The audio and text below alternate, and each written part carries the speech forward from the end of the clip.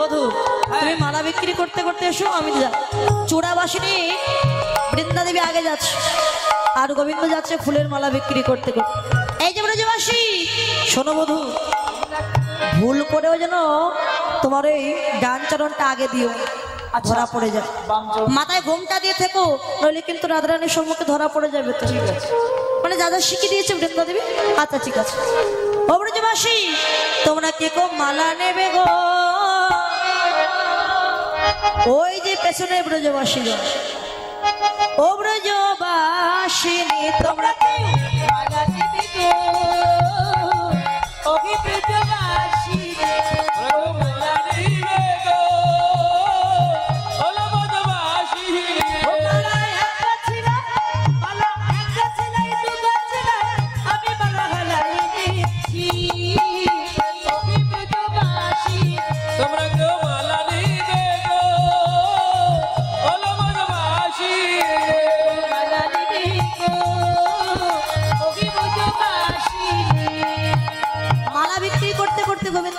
আমার একদল কুসুমের মালা, মালা গলায় পড়লে থাকবে না আর বিরহ জ্বালা। কুসুমের মালা, মালা গলায় পড়লে থাকবে না কারো বিরহ জ্বালা। আমার এই মালা অনেক কি বলবো, মালা বিক্রি করতে করতে যাচ্ছে বৃন্দা দেবী রায়ধনীর কাছে গেছে। এই রাধে কি হলো, আমার বধূ কই? আর বধূ এমন করে মান করেছিস যে বধূ প্রাণ ত্যাগ করেছে। কি প্রমাণ আছে? এই নে কৃষ্ণ চূড়াবাসী। আরে সত্যি তো, এটা আমার কৃষ্ণ চূড়াবাসী। আরে বল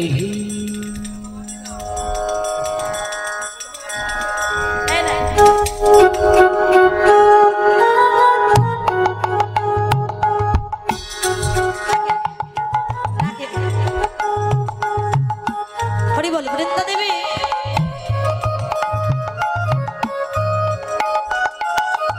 যখন বলছে কৃষ্ণ বেঁচে নাই, রায়ধনী বললো যখন আমার বধূই বেঁচে নাই, আমার বেঁচে আর লাভ নেই। বধূ রাধাকুণ্ডে জলে ঝাঁপ দিয়েছি, হরি বল কৃষ্ণ কৃপা হোক। আর আমি শ্যামকুণ্ডে জলে ঝাঁপ দিয়ে প্রাণ বিসর্জন দেব। তা সখীগণকে নিয়ে রায়ধনী যাচ্ছে প্রাণ ত্যাগ করবার জন্য, আর গোবিন্দ মালা বিক্রি করতে করতে আসছে।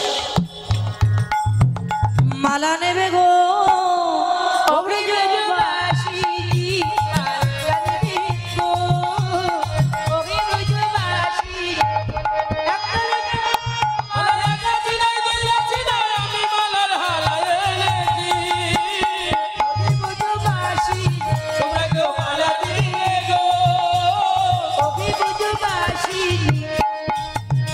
বৃন্দা দেবী বলছে, ও রাধে ওই দেখে একজন মালিনী আস, ওই মালিনী নাকি ভূত ভবিষ্যৎ সব কিছু বলতে পারে, দেখতে পায়, ত্রিকালদর্শী। তা চল তো ওই মালিনীর কাছে গিয়ে শুনি তোর বধূ বেঁচে আছে কি। বৃন্দা জানে ওটা কৃষ্ণ, আর কেউ জানে। ও মালিনী এদিকে এসো, এদিকে এসো। আরে তুমি যে মালা বিক্রি করছো, তোমার মালার কি কি গুণ আছে? এই মালা অনেক, বলো দেখি। এই মালা যদি বলে পরিয়ে দিতে পারো কারো, তাহলে যদি শাশুড়ি বা ননদির কোনো জ্বালা থেকে থাকে সংসারে, সাথে সাথে মারা যাবে। এই মালা পড়লে শাশুড়ি মরবে তো? হ্যাঁ। ওমা, শাশুড়ি জ্বালা যন্ত্রণা দেয় কাদের? একটু হাত তুলো। কারো জ্বালা দেয় না? বাহ ভালো, জ্বালা দেয় গো মা, দেয়, কিন্তু হাত তুলতে পারছেন না কেন? পাশে শাশুড়ি বসে আছে, শাশুড়ি বসে আছে, হাত তুলে দেখো, বাড়ি গেলে বুঝতে পারবে। আমার এই মালা গলায় দিলে শাশুড়ি জ্বালা থাকবে না, শাশুড়ি বলবে, শাশুড়ি ননদি বলবে, আর পতির বিরহ জ্বালা দূরে যায়। ও মালিনী আর কি কি গুণ আছে?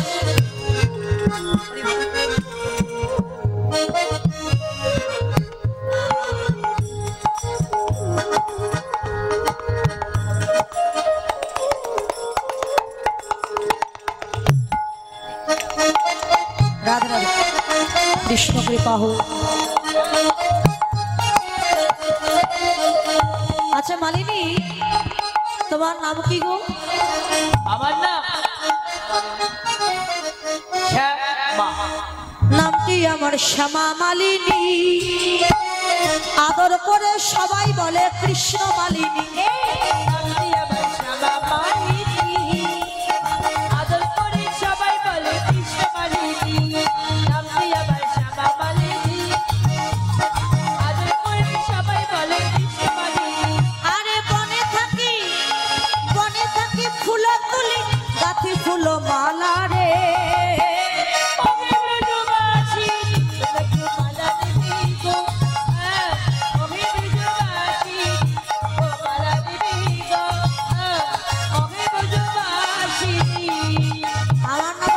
মালিনী, মানে আগে ছিল শ্যাম, এখন হয়েছে শ্যামা।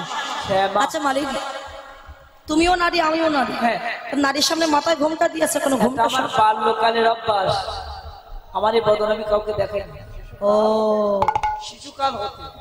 আচ্ছা মালিনী, তোমার বদলে কাউকে দেখাও না? বলে হ্যাঁ দেখায়, দুইজন। একটা আমার নিজপতি হ্যাঁ। আর একটা আমার জগৎপতি। ও মালিনী, তোমার বিবাহ হয়েছে নাকি মালিনী? তা না হলে আমি আজকে মালা বিক্রি করতে এসেছি। তা তোমার স্বামীর নাম কি মালিনী? স্বামীর নাম তো ধরে মহাপা। স্বামীর নাম তো ধরে, তাই না মা? ধরে না? বলে না, স্বামীর নাম ধরতে পারবো না। ঠিক আছে, আকার ইঙ্গিতে বলো দেখি বুঝতে পারি কি। ভালো তৈলেতে চরণ দিলে মোর স্বামীর নাম হয়।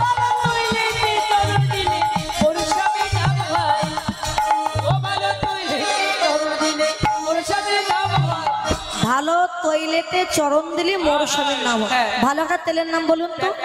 না না ভারতে আছে ডিজেল। ভালো তেল পেট্রোল? ভালো তেল কি?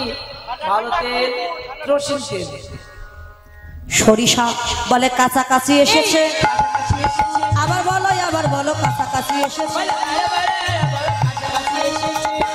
আবার বলো দেখি। শোনো, রাই সরিষা। যখনই বলে রায় সরিষা, কৃষ্ণ তখন বলছে আমার স্বামীর নাম কি জানো? কি? ওই চরণ স্বামী গো, ওই চরণ স্বামী গো, ওই চরণ বড় ভালোবাসি, ওই চরণ স্বামী। মানে আমার স্বামী নাম রায় চরণ, রায় চরণ, তাই বলছে ওই চরণ। রায় কি করে কৃষ্ণের স্বামী হলো? রাধা কি করে কৃষ্ণের স্বামী হলো? আমরা বলি গুরু মাতা, গুরু পিতা, গুরু হনপতি। যিনি গুরু বাবা মা হতে পারে, দীক্ষা গুরু, শিক্ষা গুরু হতে পারে, পতি হতে পারে। তার রায়ধনী হচ্ছে কৃষ্ণের প্রেমের গুরু, প্রেম শিখিয়েছিল, তাই সেই সম্পর্কে রায় হচ্ছে কৃষ্ণের স্বামী। আচ্ছা মালিনী, তোমার মালার মূল্য কত গো? মালার মূল্য বেশি নিলে কেউ দিতে পারবে না, পাইকারি দিয়েছি 10 টাকা করে। 10 টাকা, 20 টাকা, 50 টাকা মালার মূল্য, যে যা নেবে নেবে। যদি কেউ মালা নিতে চান এখানে আসতে পারে। আচ্ছা মালিনী, মালা নিলে কি হয়? শোনো শোনো, কি? যার বিয়ে হচ্ছে না 6 মাসের মধ্যে বিয়ে হয়ে যাবে। আরো 3 মাস কমিয়ে দাও। যদি কারো পতি বিরহ জ্বালা থাকে, মানে স্বামী খুব দুঃখ কষ্ট দিচ্ছে, এই মালা গলায় দিলে পতির বিরহ জ্বালা থাকবে না। ভালো। আর ধন সম্পত্তিতে সংসার পরিপূর্ণ হয়ে যাবে, সুখে শান্তিতে থাকতে পারবে এই মালা পরে। পরিমল পরিমল। হ্যাঁ, এই মালা তো অনেক গুণ। ও তাহলে ভালো হবে। হরি বল। আচ্ছা শোনো শোনো, ও মালিনী, হ্যাঁ। তোমাকে দেখতে ঠিক আমার শ্যাম বনমালীর মতো। আচ্ছা, তা আমার বনমালী তো বেঁচে নাই, তা আমি তোমার সঙ্গে একটা সই বলবো। কিসের সই? তা নিয়ে চলো কুঞ্জের ভেতরে, কুঞ্জের মধ্যে নিয়ে গিয়ে সই বলাচ্ছে। আগে সই, পর সই, সইয়ের পাশে সই, সইয়ের দুঃখে সই, আগে দাও টিপ সই। সই বলানো হলো। সখীগণ বলছে যা রাধে রন্ধন করে সখীকে সেবা দে। 108 ভাগে রন্ধন করে সখীর সম্মুখে দিয়ে নাও। প্রথম আমার বাড়িতে এলে নাও সেবা করে। বলে আমি নিজে সেবা করি না, যদি কেউ সেবা দেয় তবেই আমি সেবা করি। তুমি একটু নিজ হাতে আমাকে অন্ন ব্যঞ্জন বদনে তুলে দাও না রাধে। রায়ধনী অন্ন ব্যঞ্জন মাখিয়ে যেই না গোবিন্দের বদনে দিল, ঘোমটার আড়াল থেকে আমার মালিনী বেশধারী কৃষ্ণ রায়ধনের বদনে চুম্বন দিয়েছে। সংকেত, সংকেত বোঝা বড় দায়। দেখবেন মানুষের চুল কালো কাঁচা থাকে, এই কাঁচা চুল একদম পেকে সাদা হয়ে যায়, মানে এগুলো এক একটা সংকেত। চোখে দেখতে পায় না, কানে শুনতে পায় না, হাত পা চলে না, এগুলো এক একটা সংকেত। চুল যখন কাঁচা চুল পাক ধরবে, জানবেন যে আমার সময়টা হয়ে এসেছে। কিন্তু আমরা জ্ঞানন্ধ জীব কি করি? চুল যেই পাক ধরে যায় তখন আমরা গোদরেজ একেবারে কালো করে, তাই না? দ্বিতীয় চিঠি দেয় কি? চোখে কম দেখতে পাবে। চোখে যখন কম দেখবে তখন ভাববে যে এবার আমার সময় হয়ে গেছে, আর দেরি। তাহলে আপনারা বলবেন আমরা অন্ধ হয়ে গেছি, তাহলে আমরা কি চোখে দেখবো না? হ্যাঁ দেখুন, ডাক্তারের কাছে গিয়ে আমরা সবাই চশমা নিয়েছি, চশমা নিয়েছি ভাবতে হবে এই খালি চোখে একদিন দেখতে পেতাম, এখন চশমা ছাড়া দেখতে পাই না, মানে সময়টা ধীরে ধীরে চলে যাচ্ছে। এবার একটু ভজন পথে যাই আমরা। তৃতীয় চিঠি দেয় কি, দাঁত পড়ে যাবে, এক একটা করে দাঁত সব পড়ে যাবে। মানে এই দাঁত দিয়ে মাছ মাংস কত কি খেয়েছো, আর নয়। এবার একটু মহাপ্রভুর মহাপ্রসাদ সেবা করবো। এত চিঠি দেওয়ার পরেও যখন আমরা সংকেত বুঝতে পারি না, শেষে চিঠি দেয় কি, একেবারে বিছানা সজ্জা করে দেয়। মাটিতে যখন ধুলায় পড়বে ওই ঘরে বিছানা, তখন জানবেন এই পড়েছি গৃহে, আর একমাত্র বাহির করবে আমার শ্মশান ঘাটের জন্য। এর আগে যাদের জন্য এত কিছু করলাম, তারাই সবাই আমাকে আপন ভাববে না। শেষের দিনে ওই ফেলে রাখবে তোমায় গোয়াল ঘর। এখন যদি কাউকে বলা হয় চলো দাদা কীর্তন শুনে আসো, অনেকে কি বলে, এখন আমার সময় হয়নি, একটু বয়স হোক, চুল দাড়ি অন্তত পাকুক, তারপরে কৃষ্ণ ভজন করব। আচ্ছা বাবা, কার কখন ডাক আসে কেউ কি বলতে পারে? এই যে আমি এই দেশে এসেছি, আমি দেশে ফিরে যাব এই গ্যারান্টি দিতে পারবো। ওমা, আমরা অনেকে বলি না, দেখবেন সন্তান যদি অসুস্থ হয় ডাক্তারবাবু ডেকে নিয়ে আসে, ডাক্তারবাবু বলে দিদি দাদা তোমার মেয়েকে কিংবা ছেলেকে এমন ঔষধ দিয়েছি, স্বয়ং ভগবান পর্যন্ত তোমার ছেলেকে নিয়ে যেতে পারবে। ভগবান তখন নারদমণিকে ডেকে বলে, নারদ, ওই ডাক্তার যে তার রোগীর গ্যারান্টি দিচ্ছে, ওর নিজের গ্যারান্টি নিজে দিতে পারে? ও যে এসেছে রোগী দেখতে, ফিরে যাবে গ্যারান্টি দিতে পারেন। তাই বাংলাদেশ থেকে আমি ভারতবর্ষে এসেছি আপনাদের মতো সাধুগুরু বৈষ্ণবের কৃপা পাওয়ার জন্য। দেশে ফিরে যাব কিনা এটা বলতে পারবো, তার আগেই যদি আমার প্রাণ পাখিটা উড়ে যায়। সময় কারোর জন্য থেমে থাকে। অনেক সময় দেখা যায় বাবার আগে সন্তানের ডাকে চলে এসেছে। সব থেকে ভারী বোঝা কি জানো? বাবার কাঁধে সন্তানের শেষ যাত্রা। এর মতো ভারী জগতে আর কিছু না। তাই ভক্তের ভগবান সংকেত দিচ্ছে, চিঠি দিচ্ছে, জি এসো সকাল সকাল ভজন পথ।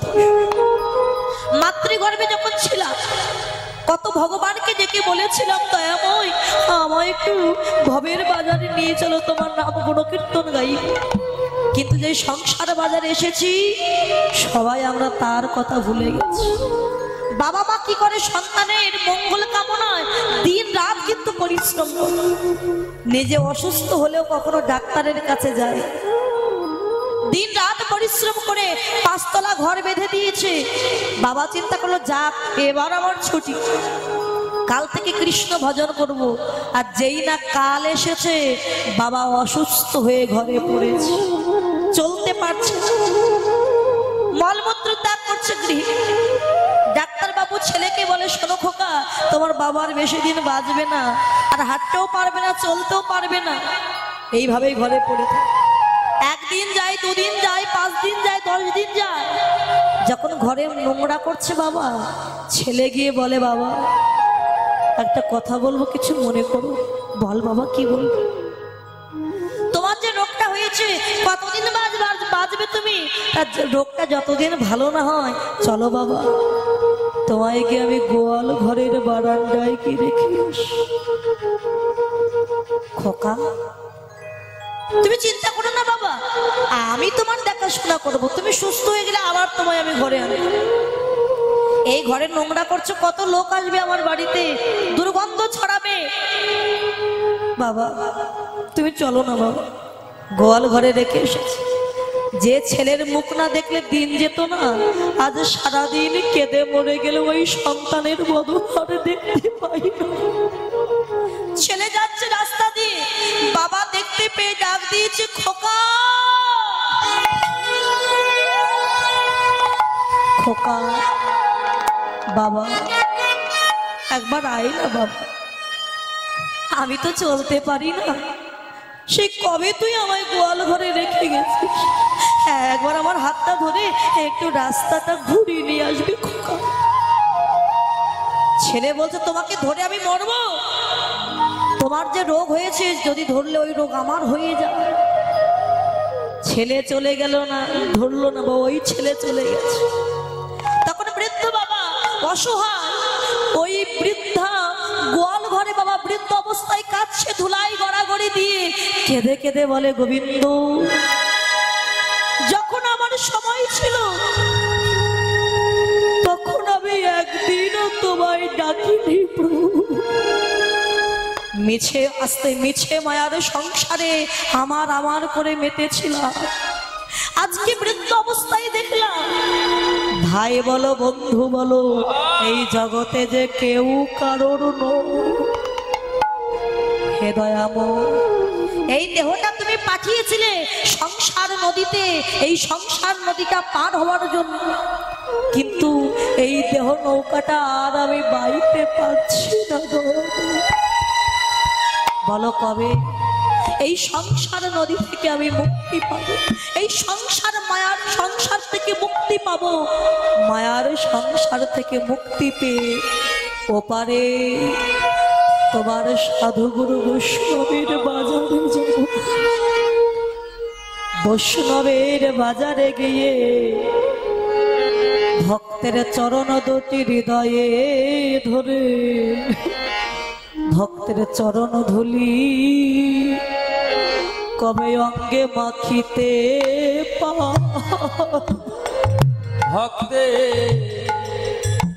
ভক্তের চরণ ধুলি অঙ্গে মাখিতে পারব। আমার এমন দিন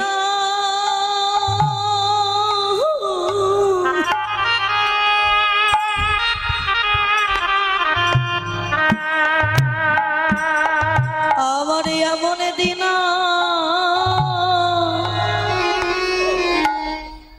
আর কবে বা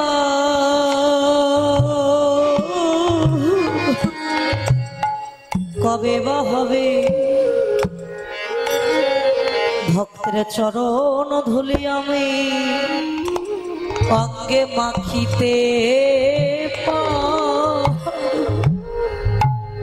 বলো এমন দিন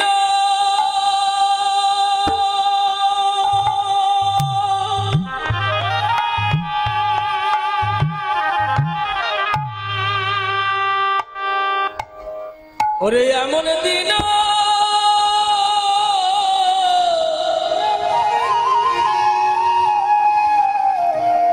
আমার কবে বা হবে। ভক্তের চরণ ধুলি আমি অঙ্গে মাখিতে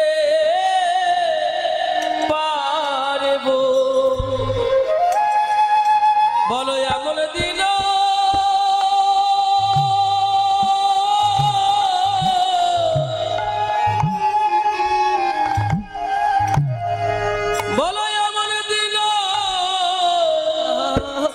আমার কবে বা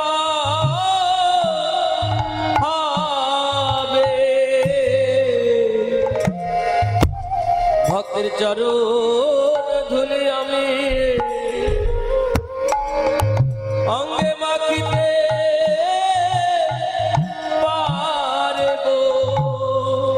দয়াল কবে নয়নের জলে হা কৃষ্ণ প্রাণ কৃষ্ণ বলে কাঁদতে পারে, কেননা যেদিন প্রাণ পাখিটা উড়ে যাবে পারের কড়ি বলতে তোমার কিছু থাকবে না। পারের কড়ি কি হবে জানো? এই ভক্তের চরণ ধুলি হবে ভব পারের কড়ি। নিতাই গৌর হরি বল হরি বল।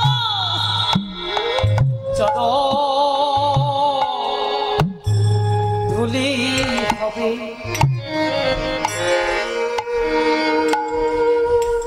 আমাদের পরে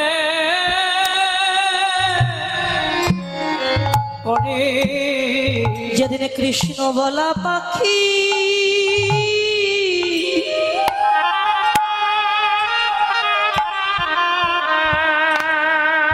পাখি তোমার চিরবিদায় নিবে। ভক্তের চরণ ধুলি হবে ভব পারের করি। যেদিন কৃষ্ণ বল পক্ষী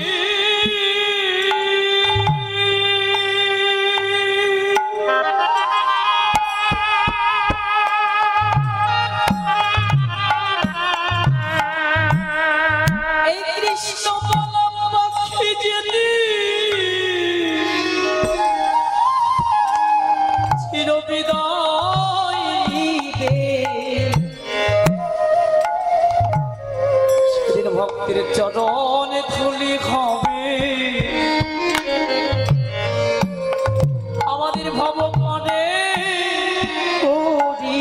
তাই ভক্তের ভগবান আজ সংকেত দিল, জগৎ এই মায়ার সংসারে শুধু মেতে থেকো না, একবার কৃষ্ণ ভজন পথে তোমরা ফিরে এসো। রায়ধনীকে সংকেত দিয়েছে। রায়ধনী নির্জন মন্দিরে বসে আপন প্রাণকান্তের কথা চিন্তা করছে। গোধন চালাইয়া শিশুগণ লইয়া গমন করিল ব্রজে, নির্ভরি কুম্ভে সখীগণ সঙ্গে রায় আইলা গৃহের মাঝ। নির মানে জল, কুম্ভ মানে কলস, কলসিতে জল নিয়ে আমার রায়ধনী ঘরে এসে চিন্তা করছে আপন প্রাণকান্তের। কহে চণ্ডী দাসে বাসুলে আদেশে, শোনো হে রাজার ঝিয়ে, তোমায় অনুগত বন্ধুর সংকেত না ছাড়ো আপন হিয়ে। এমন সময় তাই সখী গণেশে চাই, রাধে তুই আনমনা হয়ে বসে আছিস কেন? বলে সখী আমার গোবিন্দ যে তোরা তো জানিস কেশরকুঞ্জ সাজাতে বলেছি, আমি কেশি ঘাটে যাব নাকি কেশরকুঞ্জে যাব? আমি তো বাদিনীর ঘরে বসত করি, এই বাদিনী চোখ ফাঁকি দিয়ে কেমন করে কৃষ্ণ ভজনে যাব? সখীগণ বলে রাধে লজ্জা ঘৃণা ভয় তিন থাকিতে ন, এই তিন পরিত্যাগ করে কৃষ্ণ ভজনে যেতে হবে। আর কৃষ্ণ ভজনে যেতে গেলে অনেক বাধা বিপত্তি পার হতে হয় রে, তবেই তো কৃষ্ণ ভজন শুদ্ধ হবে, খাঁটি হবে না। তাই যা চিন্তা করিস না, আমরা আছি তোর সঙ্গে, চল তোর বধুর জন্য আমরা একটু কুঞ্জ সাজা। ওই চল সংকেত ভাবিয়া রাই সব সখীগণ বদন চায়, আবেশ কহ তো মনের কথা কত হরিষ বিষদ ব্যথা। আয় সখী তোরা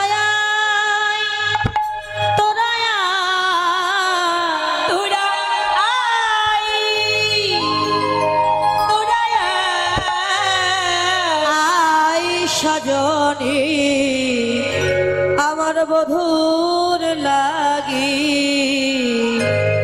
কুঞ্জ সাজা।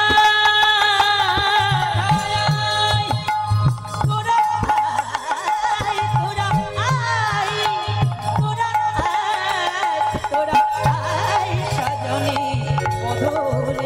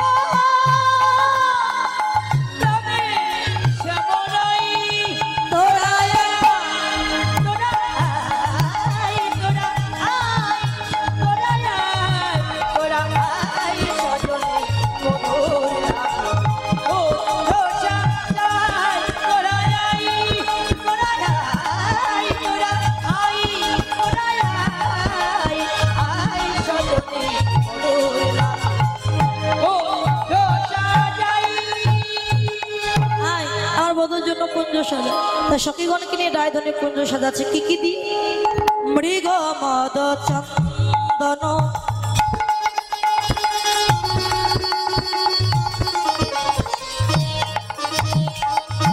গন্ধয়ন লেপন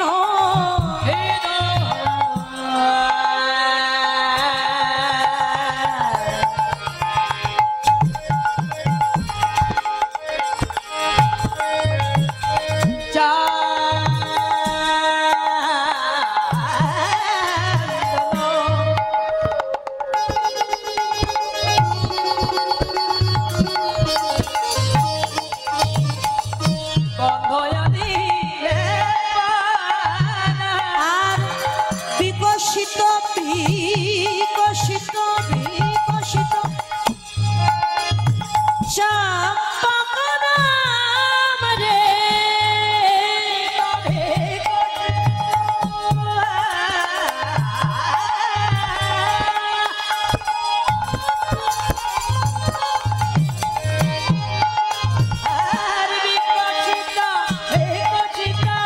চম্পকদা আজ মনমত সাজালো রে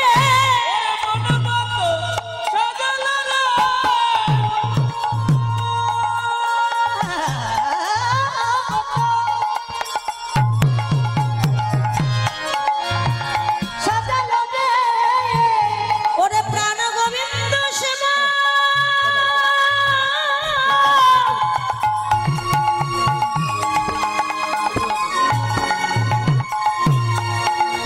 সেবা দিবে বলে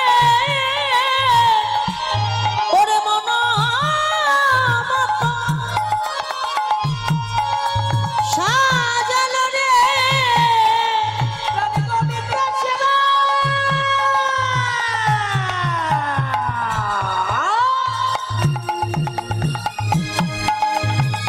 দিবে বলে সে যে মন মতে সাজালো রে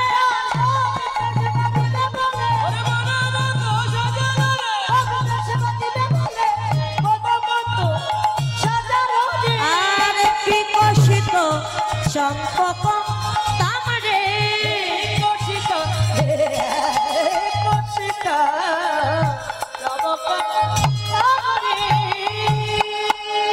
মৃগমদ চন্দন গন্ধ অনুলেপন বিকশিত চম্পকদা কর্পূর তাম্বুল সম্পূর্ণ ভরি রাখই পুরাত মনোমথকা মঙ্গল কলস পাশে ধরি রাখ হল রম্বা ঠামেঠা প্রদীপ জ্বালিয়েছে ধূপ জ্বালিয়েছে তাম্বুল সাজিয়েছে তাম্বুল মানে কি মা তাম্বুল মানে কি?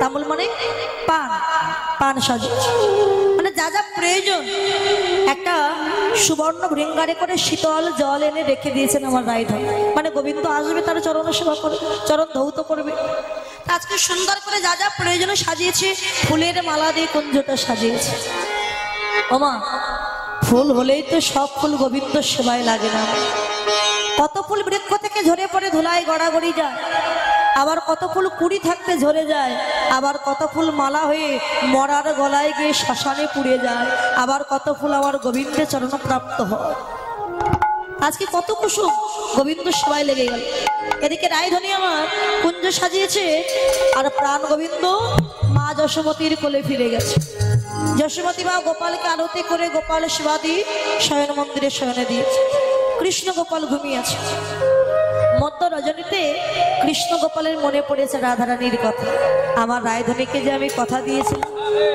যায় আমার রায়ধনীর কুঞ্জ আমি যাই রায়ধনীর কুঞ্জ সাজিয়ে বসে তা রায়ধনীর কুঞ্জে যাচ্ছেন গোবিন্দ রাধার কুঞ্জে যেতে হলে আর একজনের কুঞ্জ পার হয়ে যেতে হয় তিনি কে রাধারানীর ক্ষুদ্রত বোন যার নাম হলো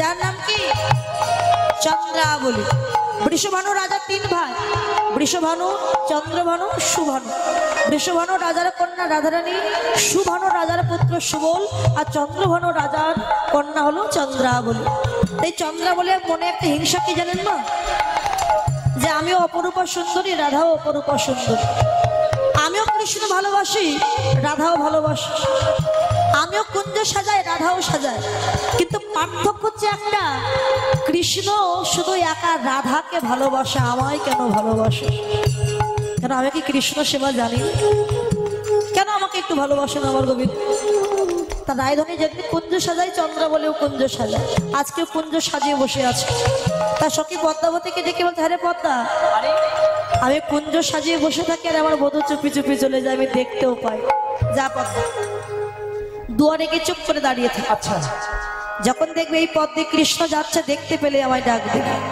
বাবা কৃষ্ণ তো যাচ্ছে চরণে ছিল সোনার নুপুর রুনো ঝুনো তালে বাস চিন্তা করলো সর্বনাশ এই নুপুর যদি বেজে ওঠে চন্দ্রাবলীর তো ঘুম ভেঙে যাবে নুপুর দোকানা খুলে হাতে নিয়েছে নুপুর সে তো ভক্ত তাই ভক্ত বলছে প্রভু আমাকে কথা দিয়েছিলে সদা সর্বদা তোমার চরণে আমায় রাখবে। আচ্ছা, কৃষ্ণের চরণের যে নূপুর বাবা, সামান্য ভাগ্যের ফলে কিন্তু কৃষ্ণের চরণের নূপুর তারা হয়নি, অনেক পুণ্য ফলে। নূপুর দুখানাকে আপনারা অনেকে জানেন, একটা নূপুর বড়, একটা নূপুর ছোট। তা বড় ও ছোট হলো কেন এই নূপুর দুখানাকে? বাবা সত্য যুগে বিশ্বাবসু নামক ঋষি ছিলেন, ঋষি বিশ্বাবসু। তার শিষ্য ছিল কর্ণমণি। একদিন গুরুচরণে সেবা করছে, সেবা করতে করতে নখের আঁচড় লেগে গুরুদেবের চরণটা কেটে রক্তপাত হয়েছে, ঝড় ঝড় করে রক্ত। গুরুদেব তো প্রধান্বিত হলেন, তুই কেমন শিষ্য যে আমার চরণ থেকে তুই রক্তপাত ঘটালি? তুই যখন গুরু সেবা বুঝিস না, আমার চরণ থেকে রক্তপাত ঘটালি তুই, আমি তোকে অভিশাপ দিলাম, এবার জন্মে তোর ভেক খুলে জন্ম হবে। ভেক মানে কি? ব্যাং। ভেক হয়ে জন্ম নিবি। অভিশাপ পেয়ে শিষ্য চরণ জড়ি ধরে কাছে গুরুদেব। গুরুদেব, অভিশাপ যখন দিয়েছ বিফল হবে না আমি জানি, তবে উদ্ধারের উপায় বলে দাও। এটা সত্য যুগ। ত্রেতা যুগে তুই ভেক হবি, তোর পরবর্তী জন্মের কথা বলছি। ভেক হয়ে জন্ম বনে বনে ঘুরে বেড়াবি। ত্রেতা যুগে যেদিন আমার প্রভু রামচন্দ্র আসবে পরম দয়াল, সীতাকে সন্ধান করতে করতে জঙ্গলের পথে পথে ঘুরে বেড়াবে, সেদিন প্রভু রামের চরণ পরশ পেয়ে তুই উদ্ধার হয়ে যাবে। এখন বাবা ভেক হয়ে জন্ম নিয়েছে, বন জঙ্গলের পথে ঘুরে বেড়ায়। এদিকে সীতা হারা হয়ে রামচন্দ্র হা জানকী বলে কাঁদছে। হাতের তীরে ধনুক মাটিতে পুঁতে রেখে সরজ নদীতে স্নান করতে গেছে। স্নান করে এসে দেখে সেখানকার মাটি রক্তে লাল হয়ে গেছে। কি ব্যাপার? তীরটা পুঁতে রেখেছে মাটিতে, রক্ত এলো কোথা থেকে? তীরটা যেই তুলেছে দেখতে পেল তীরের ডোগায় একটা ব্যাঙ বিঁধে গেছে। ব্যাঙকে চুপটি করে পড়ে আছে, রক্ত ঝরঝর করে পড়ছে। রামচন্দ্র বললেন, ব্যাঙ, সাপে যখন তোমায় ধরে তুমি কত চিৎকার করো, কত ডাকো, তা আজকে আমি তোমায় মারলাম, তুমি তো একবারও ডাকলেও না, কাঁদলেও। কেন ডাকলে না? ব্যাঙটা তখন কেঁদে বলে, দয়াময়, সাপে যখন আমায় ধরে আমি গো গো করে চিৎকার করে তোমাকে ডেকে বলি, প্রভু তুমি আমায় রক্ষা করো দয়াময়। আজকে তুমি আমায় মেরেছ প্রভু, আজ আমি কাকে ডেকে বলবো প্রভু আমায় রক্ষা করো? আজ এই ব্যথা জানানোর মতো আমার কোনো জায়গা না। রামচন্দ্র বললেন, কে তুমি? সাধারণ ব্যাঙ তো তুমি নো, দয়াময়, আমি হলাম কর্ণমণি। গুরুর অভিশাপে আজকে ভেক হয়ে জন্ম নিয়েছে। দেখো আমার হাতে যেহেতু তোমার মৃত্যু হচ্ছে, তা তুমি আমার কাছে কিছু চেয়ে নাও, যা চাইবে তাই দেব। প্রভু সত্যি যদি দিতে চাও তবে আমার জন্য আমি কিছু চাই। তুমি শুধু আমার গুরুদেবকে তোমার চরণে একটু আশ্রয় দিও। একই যে গুরুদেব তোমায় অভিশাপ দিয়েছে, তুমি ব্যাঙ হয়েছো, সেই গুরুদেবের জন্য আশীর্বাদ চাইছো। দয়াময়, আশীর্বাদ চাইছি কেন জানো? আমার গুরুদেব যদি আমায় অভিশাপ না দিতেন, আমি যদি ব্যাঙ হয়ে জন্ম না নিতাম, আমি যে কোনোদিন তোমার চরণ পেতাম না দয়াময়। তাই তোমার চরণ পাইয়ে দেওয়ার মূলে তো আমার গুরুদেব। যে গুরু শিষ্যকে ভগবানের চরণ লাভ করিয়ে দিল, আমি নিজের জন্য চাই না, আমার গুরুকে তোমার চরণে আশ্রয়। কর্ণমণি, গুরুর প্রতি তোমার এত ভক্তি, যাও, আমি সন্তুষ্ট হয়েছি। আমি কথা দিলাম এ যুগে তোমাদের মনোবাসনা পূর্ণ করব না। দাপর যুগে তোমরা দুইজন গুরু শিষ্য দুজনে আমার চরণ পাবে। তোমরা দুইজনে দুখানা নূপুর হয়ে আমার চরণে বিরাজ করবে। তোমার গুরুদেব বড়, শিষ্য কোনোদিন গুরুর উপরে যেতে পারে না। গুরু বড়, তাই বড় নুপুর হয়ে আমার বাম চরণে থাকবে, আর তুমি ছোট সন্তানের মতো তুমি ছোট নুপুর হয়ে আমার দক্ষিণ চরণে থাকবে। তাই সেই কর্ণমুনি বললেন, প্রভু যদি সত্যি নুপুর হয়ে তোমার চরণ লাভ করতে পারি, কথা দাও প্রভু কোনো কালে যেন ওই চরণ ছাড়া করো না গো। নিতাই গৌর হরি বল। তোমার ওই চরণে যেন আমার একটু আশ্রয় দিই, চরণ ছাড়া করো না গো। তোমার ওই চরণে আমার একটু আশ্রয় দিও, যেন চরণ ছাড়া আমার করো না গো। তাই তো আজকে নুপুর দুখানা বলে, প্রভু কোন অপরাধে তুমি চরণ ছাড়া করে দিলে আজ আমার? আমি তোমার মস্তক চাই না, তোমার কর চাই না, আমি চাই শুধু তোমার চরণ। শোনো বধূ, যে চন্দ্রাবলীর ভয়ে তুমি খুলে আমায় হাতে তুলে নিয়েছো, তুমি যদি তোমার চরণে আমায় এক্ষুনি না বাঁধো, আমি কথা দিচ্ছি ওই চন্দ্রাবলীর কুঞ্জের দুয়ারে গিয়ে আমি জোরে জোরে বেজে উঠব, চন্দ্রাবলীকে জাগিয়ে দে। গোবিন্দ চিন্তা করলেন, যার ভয়ে খুলে হাতে নিলাম সেই নুপুর যদি চন্দ্রাবলীকে জাগিয়ে দেয়। নুপুর দুখানা নিয়ে চরণে বেঁধেছে, পা টিপে টিপে যাচ্ছে যেন চন্দ্রাবলী জানতে না পারে। পদ্মাবতী দুয়ারে দাঁড়িয়েছিল তো, হঠাৎ দেখছে কে যেন আসছে অন্ধকার। কে যায়? আরে ও ও চলে যাচ্ছে।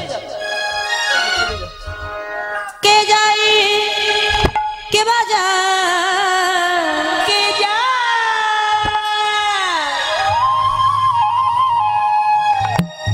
কে বাজায়? দেখো দেখো, চোরের মতো চুপি চুপি কে বাজায়? কে বাজায়? কে বাজায়? কে বাজায়? কে বাজায়? চোরের মতো চুপি চুপি কে বাজায়? চোরের মতো চুপি চুপি কে বাজায়? কে বাজায়? কে বাজায়? কে বাজায়? কে বাজায়? কে বাজায়? রোনো ঝোনো, রোনো ঝোনো, রোনো ঝোনো, রোনো ঝোনো, রোনো ঝোনো, রোনো ঝোনো, রোনো ঝোনো, রোনো ঝোনো, রোনো ঝোনো, রোনো ঝোনো, রোনো ঝোনো, রোনো ঝোনো, রোনো ঝোনো, রোনো ঝোনো, রোনো ঝোনো, তালে নুপুর কে বাজায়? কে বাজায়?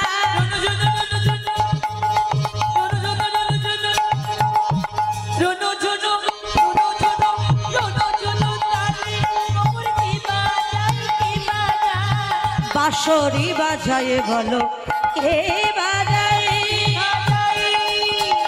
কে বাজায়? কে বাজায়? কে বাজায়? চোরের মতো কে বাজায়?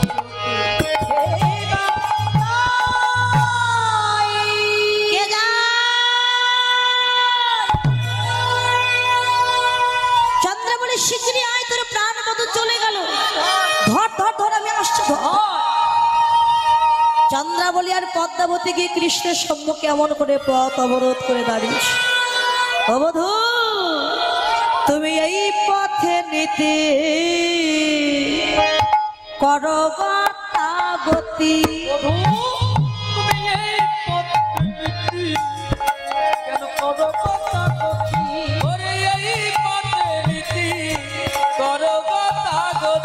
আমি নুপুরের ধ্বনি শুনি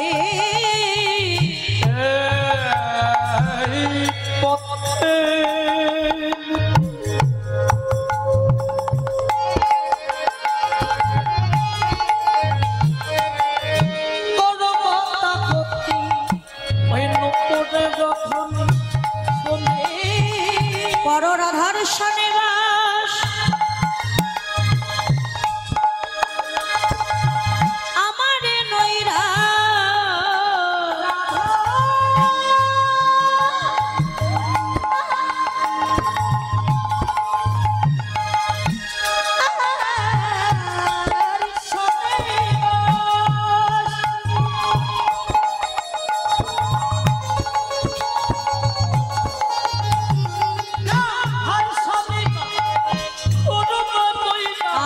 নিশি বঞ্চে একাকি রে, নিশি বঞ্চে একাকি। আর সাথে কোনো নামই নাই, নিশি বঞ্চিত একাকিনী, নিশি বঞ্চিত একাকিনী। তুমি আমায় ছেড়ে যেও না গো, আমায় ছেড়ে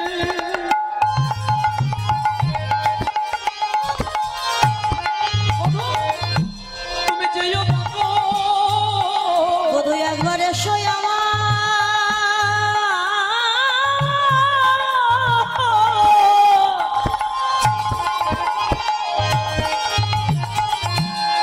আমার হৃদয় মন্দিরে এসো, তুমি আমায় ছেড়ে যেও না গো। তুমি এসো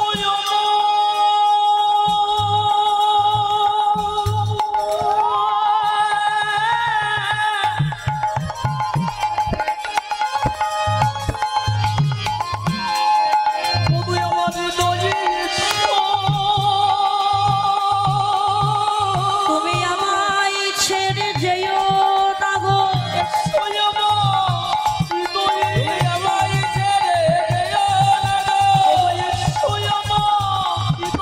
আমি তোমার সেবা করিব বধূ,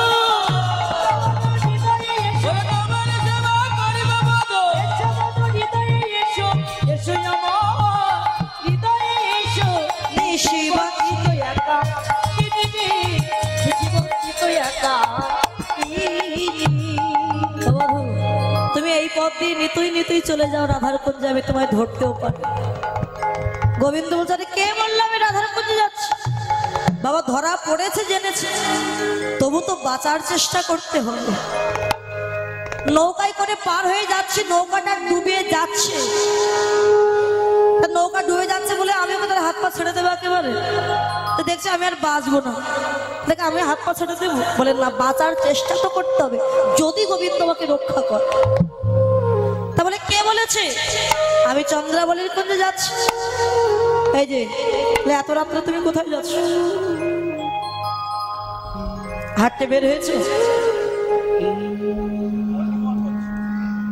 মর্নিং ওয়াক। শোনো বধূ, কোথায় যাচ্ছে বলো? আরে আমার শ্রীদাম শাখা ডাকছে, আমি যাচ্ছি শ্রীদাম শাখার কাছে। হ্যাঁ শ্রীদামও ডাকিছে সুখে, আমি যাব তার কাছে, আমার পড়ানো কেমন করে। তো বধূ, শ্রীদাম ডাকুক আর যেই ডাকুক, তুমি আগামীকাল সকালে যেও, কিন্তু আজকে যখন তোমায় আমি ধরে ফেলেছি তোমাকে তো ছাড়বো। গোবিন্দ তাকে ভক্তি দিয়ে চন্দ্রাবলী বেঁধে নিয়ে গেল। সে তো ভক্তের ভক্তির দাস বাবা, যে ভক্তি দিয়ে বেঁধে ফেললো আর থাকতে পারলো না, চন্দ্রাবলীর কুঞ্জে গেল। পালঙ্কের উপরে বসিয়ে চন্দ্রাবলী মনে মনে বলছে, বধূ রায়ধনী তোমায় একা সাজাতে পারে, আমি কি পারি না? এমন করে তোমায় সাজাবো যে রায়ধনীও এমন করে কোনোদিন তোমায় সাজাতে পারি। সাজাচ্ছে কেমন করে দেখো। যেখানে হিংসা থাকে, প্রতিযোগিতা থাকে, সেখানে কৃষ্ণ সেবা হয়। তাই সাজাচ্ছে কেমন করে? পরাণ বধূ কাছে পেয়ে সাজাই চন্দ্রাবলী,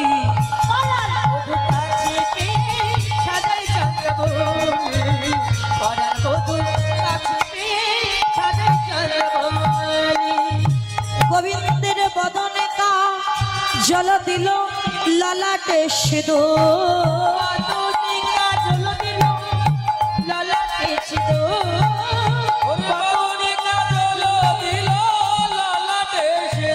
আর নীল শাড়ি পরাইল,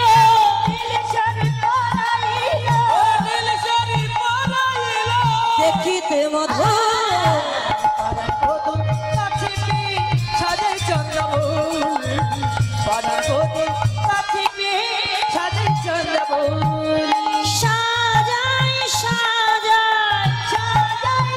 সাজাই মনে মতো করে,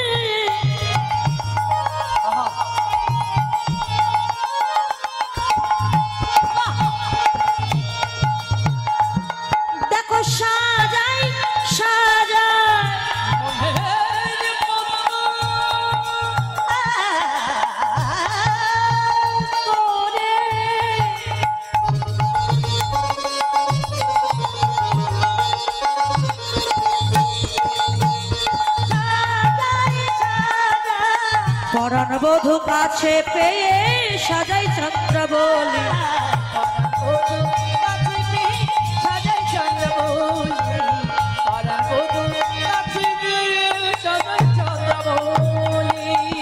গোবিন্দের বদনে কাজল দিয়ে দিয়েছি, ললাটে ছিল চন্দনের বিন্দু তিলক, মুছে দিয়ে সিঁদুর দিয়ে দিয়েছি, হলুদ বসনটা খুলে নি, নীল বসনটা পরিয়ে দিয়েছি। এবার শয়ন মন্দিরে শয়নে দিই পদসেবা করছি। আমার হাতে ছিল লম্বা লম্বা নখ, আছে নাকি লম্বা নখ? আসে আসে প্রতিসেবা করতে গেলে লম্বা নখ রাখলে হবে না। প্রতিসেবা বোঝেন তো মা? আগেকার সময় প্রতিসেবা ছিল কেন, কিন্তু এখনকার সময় প্রতিসেবা এখন নেই কেন? আগেকার সময় ছিল কেন জানেন? হ্যাঁ। সতীদাহ প্রথা ছিল। মানে স্বামী যদি একটু মাথা যন্ত্রণা করতো, স্ত্রী সারা রাত জেগে স্বামীর সেবা করত। কেননা যদি মারা যায় আমারও নিস্তার না, জান তো দিয়ে দিই। আমাকেও জীবন তাকে চিতায় তুলে দিল। তাই এমন প্রতিসেবা করতো স্বামী, মানে অসুস্থ হতে দিত না। আর এখন সতীদাহ প্রথা নাই। স্বামী যদি সারাদিন কাজকর্ম করে গৃহে এসে বলে, হ্যাঁ গো জল দাও না, একটু জল দাও না, খুব পিপাসা পেয়েছে। দাঁড়াও, 10 মিনিট বসে আছে। কি হলো? দাও। দাঁড়াও বললাম না। সিরিয়ালটা শেষ হোক, তারপর উঠে যাচ্ছে, চলে গেলে আর দেখতে পাবো। এখন আবার 10 মিনিট বসে আছে। কি হলো? দাও। কারণ বোতলে আছে, ভরে খেতে পারছো। মোটু পাগলুটা দেখে নে। এখন আর সতীদাহ প্রথা না, এই জন্য পতিদেব সেবাও আর নাই না। তা লম্বা লম্বা নখ দিয়ে এমন করে সেবা করছে, নখের আঁচল লেগে গোবিন্দের চরণটা কেটে রক্ত ঝরঝর করে পড়ছে, সেদিকে লক্ষ্য। প্রাণ গোবিন্দকে পেয়ে ঘুমিয়েছে, চরণে সেবা করতে করতে ঘুমিয়ে পড়েছে। চন্দ্রাবলী সনে শুতেতে আছিল শ্যাম। যখন ঘুমিয়েছে মা, এদিকে রায়ধনী তো বসে আছে কৃষ্ণ সেবা করবার জন্য। প্রথম প্রহর গেল, দ্বিতীয় প্রহর গেল, তৃতীয় প্রহর গেল, তবু কৃষ্ণ কুঞ্জে এলো। ললিতা, আমার কপাল বুঝি ভালো না। এই যে ও মা সকলেরা, ও মাসি, কোথায় যাচ্ছে? এক্ষুনি গেলে হবে না, বাড়িতে আর একটু কিছুক্ষণ কষ্ট করে বসুন। আচ্ছা, কে কে বাড়ি যাবেন একটু হাত তুলুন দেখি। কেউ বাড়ি যাবেন না? ওই চাদর গায়ে দেওয়া মাসি বাড়ি যাবে। শুনুন, রাধা গোবিন্দের মিলন না করে যদি ঘরে যান, ঘরে গেলেও কিন্তু মিলন হবে না, শুধু ঝগড়া হবে। কয় বছর?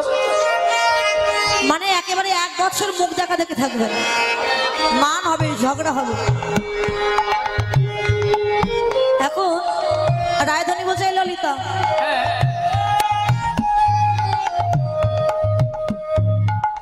ফুলের মালা যে বধুর জন্য গেঁথেছিলাম, বধু তো এলো না, তাই মালা যত দেখবো আমার কষ্ট, আমার জ্বালা দ্বিগুণ বেড়ে যাবে। যা, এই মালাগুলো নিয়ে যমুনায় ভাসিয়ে দিই। ললিতা সখী মালা নিয়ে যমুনায় যখনই ভাসিয়ে দিতে গেল, যমুনা দেবী তখন বক্তা হয়ে বলে, ললিতা এই অপরাধ করো যে গোবিন্দের জন্য রাধারানী কাঁদে, সেই গোবিন্দের জন্য আমিও কাঁদি। আর গোবিন্দের জন্য গাথা মালা, ওই মালা যদি আমার পক্ষে ভাসাইয়ে দাও, মালা যদি আমি গ্রহণ করি, আমি যে কৃষ্ণ সেবা অপরাধী হয়ে যাব। কৃষ্ণ সেবার অপরাধী আমি হয়ে যাব, আমি হয়ে যাব। কৃষ্ণ সেবায় অপরাধী হয়ে যাব। আমি কৃষ্ণ বিনায়ন জানি না, কৃষ্ণ সেবার অপরাধী হয়ে যাব। আমি কৃষ্ণ বিনা আমি জানি না, কৃষ্ণ সেবায় অপরাধী আমি হয়ে যাব। দয়া করে ভাসিয়ে দিও না, আমাকে অপরাধী করো। ললিতা সেই ফুলের মালা নিয়ে বলে, রাধে নে, তোর মালা তুই রাখ। ওই যমুনা মালা গ্রহণ করলো। রাধারানী সেই মালাটা বুকে জড়িয়ে ধরে কাঁদছে, হে গোবিন্দ, কি অপরাধ করেছি যে আমি তোমার চরণ থেকে আমায় বঞ্চিত করে দিই। এদিকে মা যেই না সকাল হতে যাচ্ছে, হঠাৎ আমার গোবিন্দের ঘুম ভেঙে গেছে। তাকে দেখছে চন্দ্রা বলে ঘুমিয়ে আছে। ওমা, মানুষ যখন ঘুমিয়ে পড়ে তখন কি কোনো জ্ঞান থাকে না? মৃত মানুষের মতো। তা গোবিন্দ একটু মৃদু হেসে বলে, চন্দ্রাবলী, ভক্তরা সাধনা করে আমায় পায় না, কত যুগ যুগ তপস্যা করে সাধনা করে, আর তুমি বিনা তপস্যায় আমায় পেয়ে গেছো। আমাকে পেয়ে তুমি ঘুমিয়ে পড়েছো। তোমার দেহটা এখন মৃত, এই মরা কুঞ্জে তো আমি থাকি না। যে মানুষ মারা যায় তার দেহে কি পরমাত্মারূপী ভগবান থাকে? আত্মা থাকে না, চলে যায়। তুমি ঘুমিয়েছো, তোমার কুঞ্জটা মরা, ওই মরা কুঞ্জে আমি আর থাকবো। চন্দ্রা কলিরতি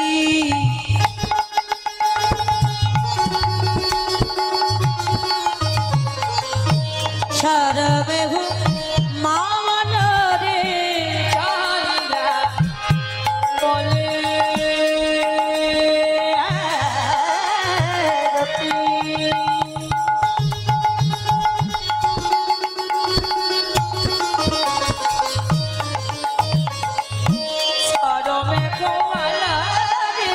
আর কুহারে কোকিলা নিশিভ ওর রে,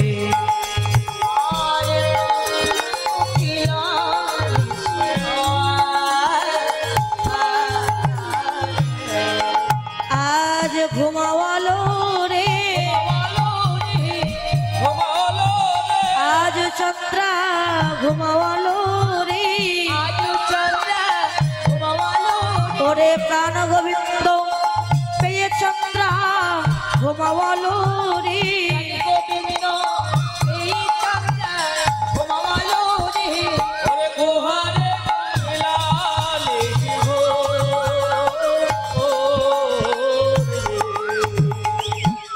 ভোর হয়ে যাচ্ছে তখন। গোবিন্দ জেগে উঠেছে। ওই সময়ে চতুর্বড় না করো, তেজ এলো তা করো। চন্দ্রাবলীকে পরিত্যাগ করে আমার গোবিন্দ চলে যাচ্ছে রাধারানীর কুঞ্জে। ঠিক সেই সময় দিনমণি দেওয়ালো বার, মানে ভোর হতে যাচ্ছে তো সূর্য, দিনমণি মানে সূর্য উকি দিচ্ছে উদয় হওয়ার। দিনমণি দেওয়ালো বার, কুমুদিনী তেজি অলি। কুমুদিনী মানে শাপলা, তেজি মানে ত্যাগ করি, অলি মানে ভ্রমর। তাহলে অলি হচ্ছে কৃষ্ণ আর কুমুদিনী হলো শাপলা চন্দ্রাবলী। তেজি মানে ত্যাগ করি, কমল বড় ধাবই। কমল মানে পদ্ম ফুল, তা পদ্ম ফুলটাকে আমার শ্রীমতী রাধা ঠাকুর। একজন চাঁদের সঙ্গে শাপলার সঙ্গে তুলনা করলেন, আর একজনকে পদ্ম ফুলের সঙ্গে তুলনা করলেন। চাঁদ যখন আকাশের উদয় হয় শাপলা প্রস্ফুটিত হয় বাবা, আর আকাশে যখন সূর্যের উদয় হয় পদ্ম ফুল প্রস্ফুটিত হয় ভোর। আজকে ভোর হয়েছে, গোবিন্দ যাচ্ছে। ঠিক সেই সময় কুমুদিনী তেজি অলি কমল পর ধাবই বায়সনী ওরে পুকার, চন্দনে চরচিত সবহ কলে বড় নীল বসন পরিধান। নীল বসন পরিধান করে ঠিক যাচ্ছে হেলে দুলে। এমন সময় কি হলো গো, বায়স পাখি ডাকছে। বায়স মানে কাক। রায়ধনী বসে আছে, যখন যাচ্ছে প্রাণ গোবিন্দ, রায়ধনী দূর থেকে দেখতে পেল, হ্যাঁ ললিতা, আমার আজকে কপাল ভালো না। বধুর আসার কথা ছিল, বধু না এসে ওই দেখ বধু দাদা বলরাম আসে। হ্যাঁ, বড় ভাই। আচ্ছা আসো, কি আর দেরি করিস না, একটা আসন পেতে দে। ললিতা নতুমুখী হাসি হাসি অঙ্গনে আসন দে বলো আনি। কষ্ট দিয়েছি। আর কৃষ্ণ গিয়ে বসেছে কেমন করে, গলায় বসন। বাবা, যদি কেউ পাপ করে, অপরাধ করে, মনে কিন্তু একটা ভয় থাকে। মা, আমি খুন করেছি, খুন করে দেশের বাইরেও যদি চলে যায়, পুলিশ দেখলে কিন্তু আমার মনটা ছটফট করে, ওই বোধ হয় আমায় ধরতে আসছে। অপরাধ করলে মনে ভয় থাকে। তা গোবিন্দ অপরাধ করেছে, গলায় বসন দিয়ে অপরাধের মতো বসে। আর রায়ধনী দেখতে আমার ভাসুর এসেছে। ও মা, ভাসুর দেখলে কি করে মা? এখন মাথার কাপড় তুলে দিয়ে দেয়, মাথায় ঘোমটা দেয়। আগে দিত, এখন আর দেয় না। এখন বলে ভাসুর হচ্ছে বর্দা, তাই মায়েদের নেই আর পর্দা, পর্দা তুলে গেছে। রায়ধনী মাথায় ঘোমটা দিয়েছে এই পর্যন্ত। ঘোমটা দিয়ে কৃষ্ণের কাছে এসেছে, এসে প্রণাম করে। প্রণাম করে কি বলে, লোহ লোহ পুছাইতে রহিণী কমঙ্গল,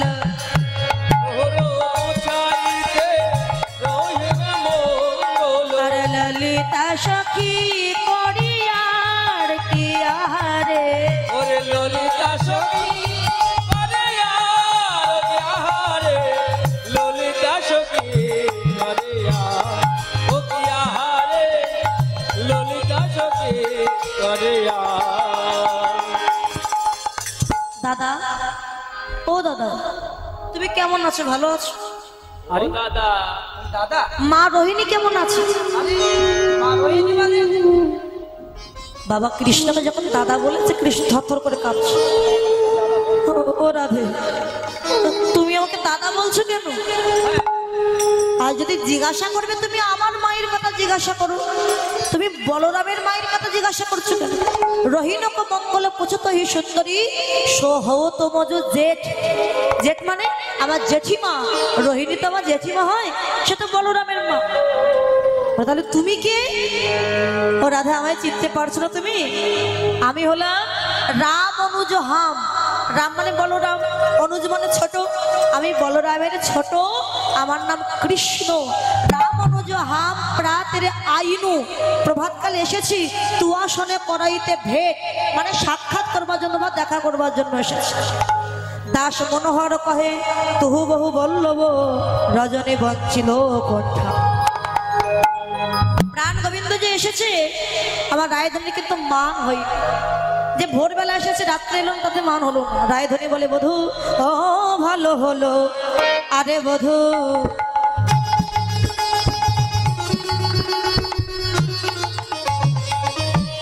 আইলা সকালে, ভালো হইল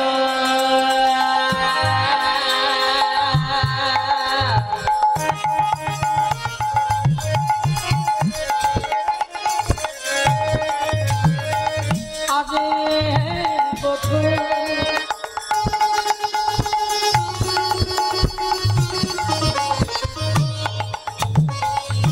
আইলা সকালে, আর প্রভাতে দেখিনু বদন, প্রভাতী দেখিয়া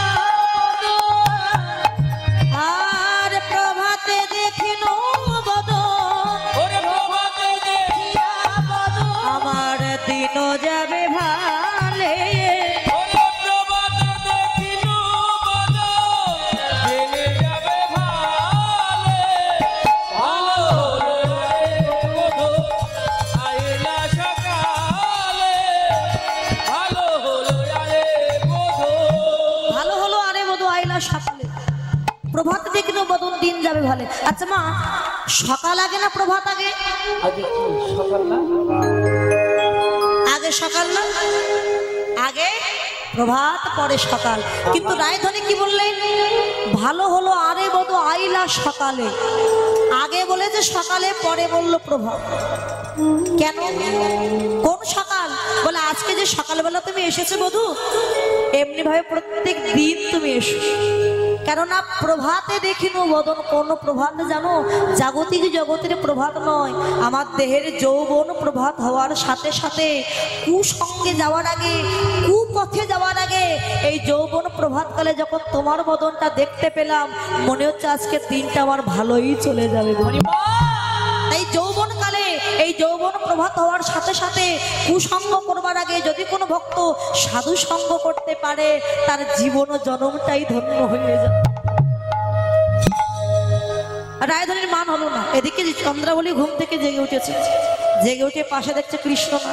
ও, আমি ঘুমিয়েছি, তুমি পালিয়েছো না বধূ? এই পাত্তা, তুই গিয়ে দেখে আয় আমার বধূ কোথায় গেছে। যদি দেখিস মা যশোমতীর কাছে বসে আছে, তো কিছু বলতে হবে না। আর যদি দেখিস রাধারানীর কুঞ্জে গেছে, তুই দেখে এমন একটা কথা বলবে, দুইজনের মধ্যে যেন ঝগড়া বেঁধে যায়। পদ্মাবতী বলছে, ওনাতে ওই জিনিসটা আমি খুব ভালো পারি। আর যাচ্ছে পদ্মাবতী, হ্যাঁ, আড়ালে আড়ালে পদ্মা যায়, পদ্মা যায়। আড়ালে আড়ালি পদ্মা যায়, পদ্মা যাই গো, আড়ালে আড়ালি পদ্মা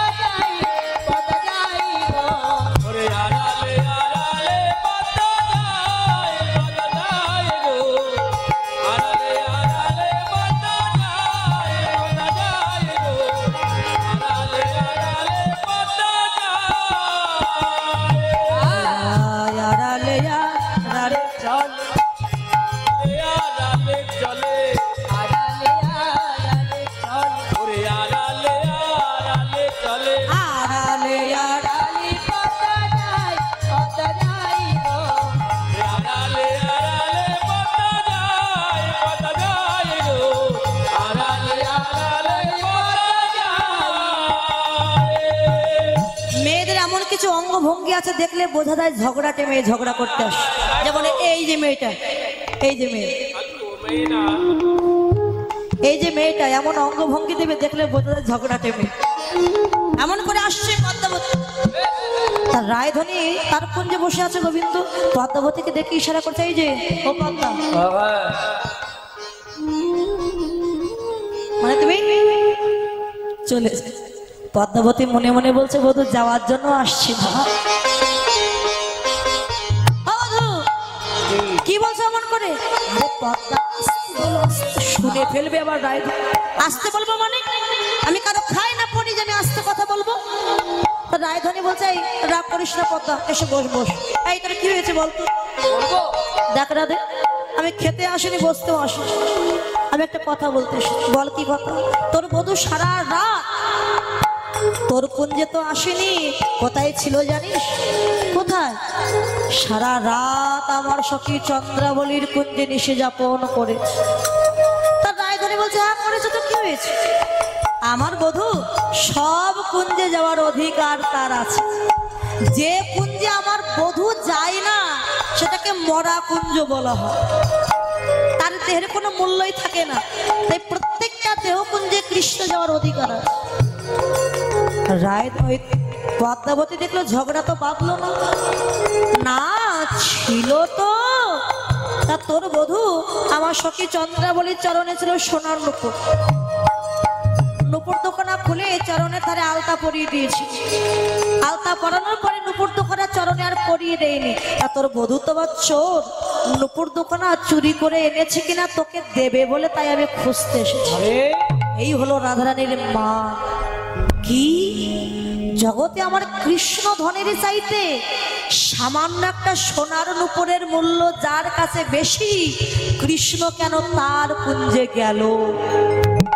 যে কৃষ্ণ সেবা বোঝে না তার কুঞ্জে কেন গেল? ললিতা, কৃষ্ণকে তাড়িয়ে দে, যেখানে বসে আছে কোনখানে মাটি তুলে ফেলে দে, আমি দেখতে চাই না কৃষ্ণ। গোবিন্দ বলছে, না না রাধে, তুমি পদ্মাবতীর কথা বিশ্বাস করো, আমি যাই না। গিয়েছিল বলছে আমি যাই। আচ্ছা ঠিক আছে বধূ, আমরা কয়েকটা প্রশ্ন করব, তুমি ঠিকঠাক উত্তর দিতে পারলে ভাববো তুমি অপরাধ করেছো কি করো। আচ্ছা বল। নীল উৎপল শ্রীমুখ মন্ডল ঝামর কাহে ভেলো, মদন জরে তন তাতল,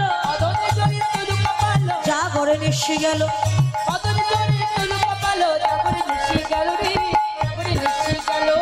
বধূ, তোমার এই বদনটা আমি প্রত্যেক দিনে সত্য প্রস্ফুটিত নীল পদ্মের ন্যায় দর্শন করি। আচ্ছা। তার নীল পদ্মের ন্যায় বদনটা সখী মলিন হলো কেন? এই যে বলে, আর বলো না রাধে, গতকালকে রাত্রে আমার মদন জ্বর হয়েছে, জ্বরে বদন শুকিয়ে গেছে। আচ্ছা বধূ, নখনির গাত ক্ষত বক্ষসে দেওয়ালো কোন নারী, কণ্ঠকে তেন ক্ষত বক্ষসে তোহে ধরাইতে গো। তোমার সর্বাঙ্গের নখের আচার কে দিয়েছে? এগুলো নখের আচরণ নয়। তাহলে আসলে আমি আসতেছি, কাঁটার ঝোপের ভিতর পড়ে গেছি। ও, অন্ধকারে কাটার ঝোপে পড়ে গিয়েছিলে? হ্যাঁ তো। তাই কাটার খোঁচা লেগেছে। পদকর্তা বলছে, গোবিন্দ একদম ঠিক বলেছে, সে তো সত্যিই কাটার ঝোপে পড়ে গিয়েছে, চন্দ্রাবলী কাটার ঝোপ। আচ্ছা বধূ ঠিক আছে, তোমার কপালে আমরা তিলক দেখি, তিলক নাই? বলো বলো বধূ, ওই সিঁদুরের বিন্দু কে দিয়েছে? সিঁদুরের বিন্দু কে দিয়েছে? বলো সিঁদুরের বিন্দু কে দিয়েছে? বলো বলো বলো বধূ, সিঁদুরের বিন্দু কে দিয়েছে? বলো না, বলো বলো ও গো বধূ, সিঁদুরের বিন্দু কে দিয়েছে? ও রাধে, তুমি যে সিঁদুর ভাবছো সেই সিঁদুর নয়। হ্যাঁ সিঁদুর। কারণ সিঁদুর তো নারীর কপালেই থাকে, বলে নারীর কপালে সিঁদুর নয়। গোবিন্দ কিন্তু ছলনা করছে। দাদা বলরাম আমাকে নিয়ে গিরি গোবর্ধনে পূজা দিয়েছে, তা পূজা করলে মঙ্গল কামনায় কপালে সিঁদুর দিতে হয়, এটা হচ্ছে গোবর্ধন পূজার সিঁদুর। সেই সিঁদুর দিয়েছি। ও তাই? হ্যাঁ। আচ্ছা ঠিক আছে, মানলাম। আমার ও বধূ, বলো। তুমি যে পরে আছো ওটা দাদার শাড়ি না দিদির শাড়ি? বলো, ওটা দিদির শাড়ি। ওগো বলো বলো বলো বধূ দাদার শাড়ি না দিদির শাড়ি। বলা বলো ওগো বধূ ওটা দাদার শাড়ি না দিদির শাড়ি। ওটা বসনটা কার? গোবিন্দ তাকে দিয়েছে সর্বনাশের তো চন্দ্রাবলী নীল বসন। কি বলি জানো রাধে, ওই আমি না দাদা বলরামের পাশে ঘুমিয়েছি। দুই ভাই যখন ঘুমিয়ে থাকে তখন ওই বসন পাল্টা পাল্টি হয়ে যায়। হ্যাঁ উঠে আসবার সময় দাদার বসনটাই আমি নিয়ে পড়ে চলে এসেছি। ললিতা বলতে বুঝেছি বুঝেছি বধূ, তোমার দাদা বুঝে এখন ধুতি বাদ দিয়ে শাড়ি পরা ধরেছে। শাড়ির বোধ হয় দাম কম। আচ্ছা বেশ, এটা আমরা মানলাম। তোমার এই গন্ড দেশে কাজলের বিন্দু দিল কি? এই মেরেছে। ওমা মিথ্যা কথা বলো তো একটা। মিথ্যা কথা বলতে বলতে তো একসময় ঠিক ধরা পড়ে যাবে, তাই না? কত বলবে মিথ্যা কথা চলে গেছে। বলো। আচ্ছা মিথ্যা কথা সাজাবে সেটুকু সময় তো লাগবে, আর কোনো উত্তর দিতে পারছো? অপরাধী অপরাধ করেছ, যা যা দুটি বারাহ নাগর পিয়ারের মতো আয়ু রে। ওই সোনাবাড়ি তো এখানে শুনি শশী শেখর ধাই রে।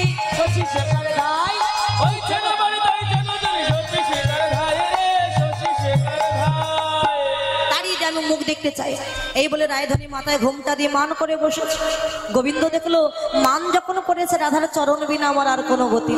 ছুটে গিয়ে রাধা রানীর চরণ তলে আছাড় খেয়ে পড়েছে।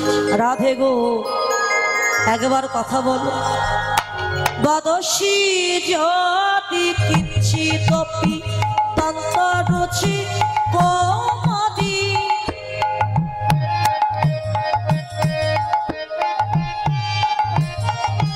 হরতি তরতি মীরমতি মতি ঘরং জয় রাধে।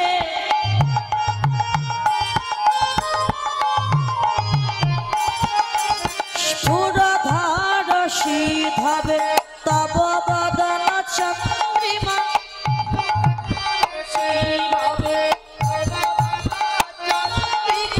রচয়িতে লোচন চকরাম জয় রাধে।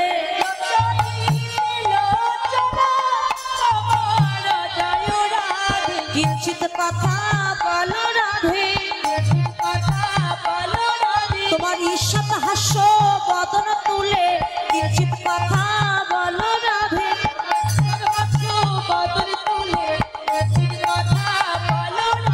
তামসি মম জীবন তামসি মম ভূষণ।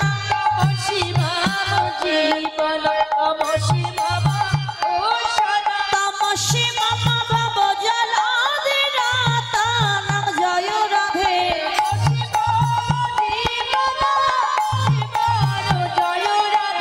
সারাগারল খণ্ডন মম শিরসি মণ্ডন।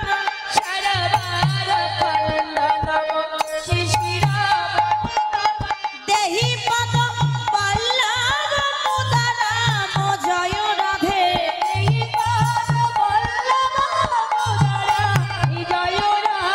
চরণ ছাড়া করুণ রবি,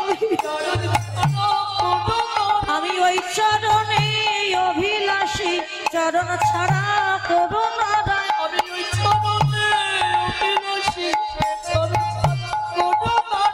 জয়তি পদ্মাবতী রমণ জয় দেব কবি।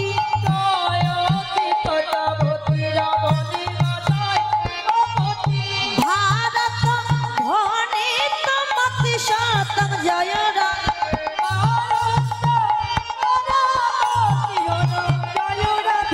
চরণ ছাড়া করুণা রায়। রইল দাসের এই বিনতি, চরণ ছাড়া করুণা রায়। ওগো এ জন্মে নাই জন্মে জন্মে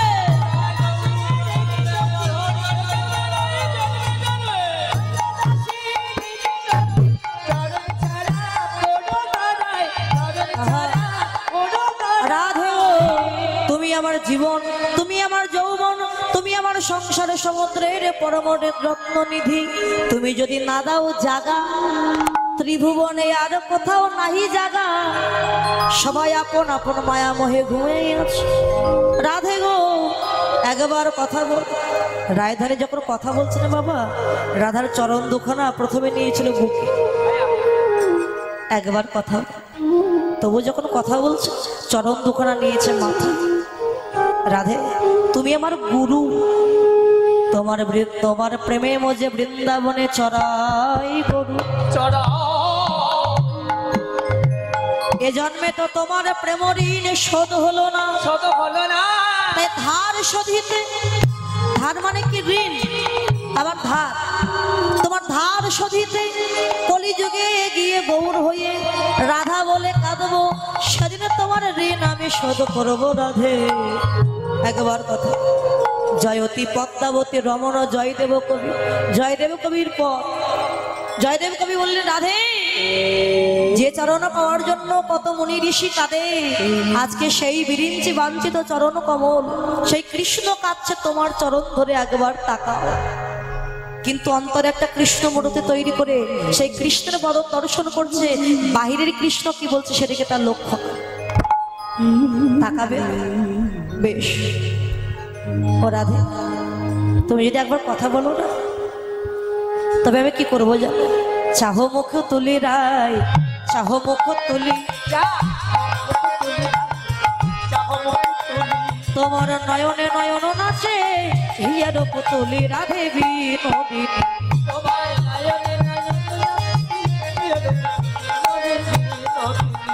আর পিত পিন্ধন মর তুই অভিলাষী, আমার পরানো চড়হ যদি ছড়হ নিঃশ্বাস রাধে বিনোদিনী।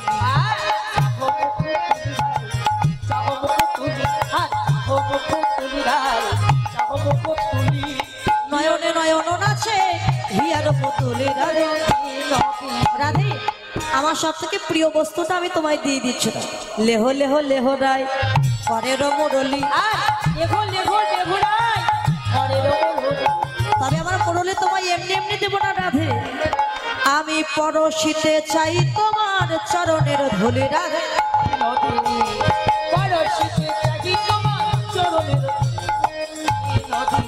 আর এত ধনে ধনী যে সে কেন কৃপণ, আর কেন দাস কহে কেবা বুঝিবে মর। রাধে বিনোদিনী তোমার নয়ন নয়ন নাচে। একবার কথা কত কি বললেন, কিন্তু রায়ধানী তাকালো। বেশ তুমি যখন তাকাবে না রাধে, এই প্রাণ আমি আর রাখবো। হরি রাধাকুণ্ডে জলে ঝাঁপ দিয়ে প্রাণ বিসর্জন দেব, এই বলে গোবিন্দ আমার যখন রাধাকুণ্ডের জলে ঝাঁপ দিতে গেছে, মরিব বলিয়া হরি জলে ঝাঁপ দিতে যায়, অপরাধী হেরি কুণ্ড শুকাইয়া যায়। যেই না ঝাঁপ দিতে গেল রাধাকুণ্ডের জল সব শুকিয়ে গেছে। কি ব্যাপার, জল শুকিয়ে গেল কেন? রাধাকুণ্ড বক্তা হয়ে বলছে, বধূ তুমি তো রাধা অপরাধে অপরাধী, তাই তোমার মতো অপরাধীকে যদি আমার পক্ষে আশ্রয় দিই, আমি রাধার কৃপা থেকে বঞ্চিত হয়ে যাব। আগে রাধার কৃপা লাভ করো, তারপরে তুমি আমার কৃপা পাবো। গোবিন্দ কোন উপায় না পেয়ে দেখছে কুণ্ডের পূর্ব দিকে এক অন্ধমণি রাধা নাম জপ করছে মনের হরিষ। অন্ধ তো, রাধা রাধা রাধা রাধা আমার নাম জপ। কৃষ্ণ কি করলেন, কি বলো বলো বলো হরি বলি বারবার, নাম শুনে তাপ দূর হইল। অমনিবা তুমি আর একবার একটু বলো না রাধা নামটা আমি একটু শ্রবণ করি।